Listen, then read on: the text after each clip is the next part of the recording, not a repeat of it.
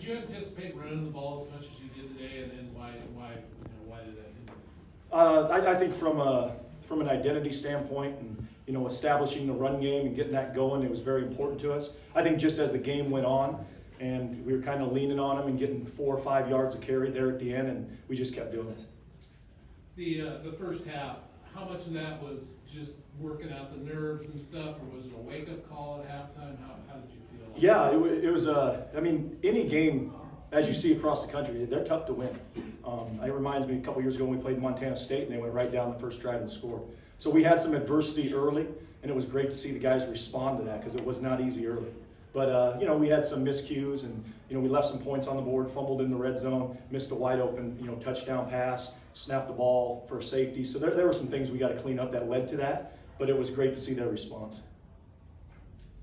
Coach, congratulations on the victory. How does it feel, obviously, the first one as the head coach of this program now? It's good because it's win-one, and so now I enjoy it for a couple hours and, worry about San Diego State.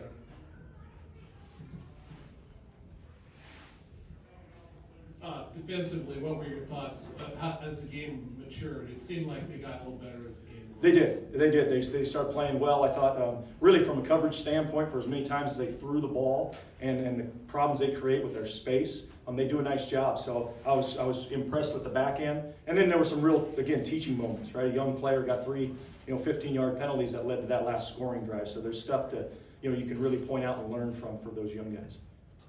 Coach, how would you evaluate Giovanni's game and then just playing the series for Jabari? I assume that was planned. Could you just discuss those two things? Yeah, I thought Giovanni did a great job. He protected the football. He made good decisions. That was a heck of a throw to David Wells and a great catch by David Wells. So we were happy with his operation of the offense and protecting the football. And then Jabari, we wanted to get in, and we were able to get him in, and he displayed some of the skills of why we're so excited about his future.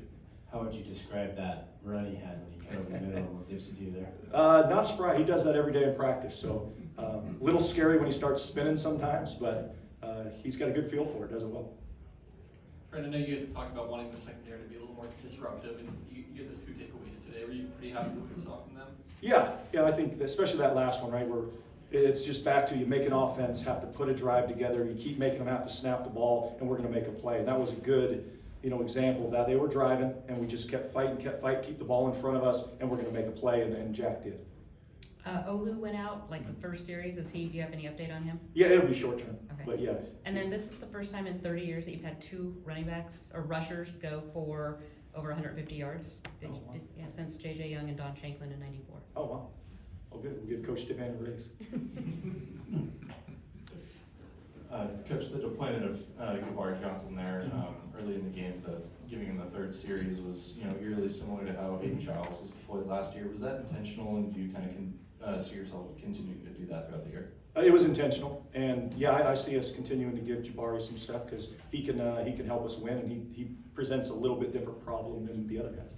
How do you feel about the penalty category?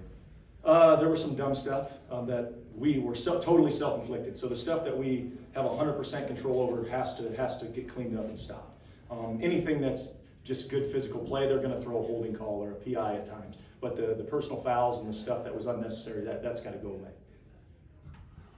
Anything else? Trent, did you see what happened on the bad snap in the end zone? Was the ball tipped by somebody or something? Or? No, it was just low. It was just a low bad snap. Mm-hmm. Those are things that you're talking about you need to get cleaned up. Oh, absolutely. Yeah, that's a guy making his first start, right? Because Dylan's out. So, just some jitters early, but he, as the game went on, snapped the ball well.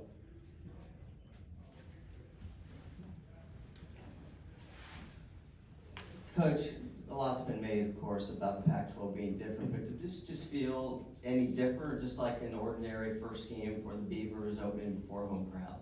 It was just normal. We're out to play a game. We don't care who we play against, and we're ready to go win. So I thought it was great. The atmosphere was great.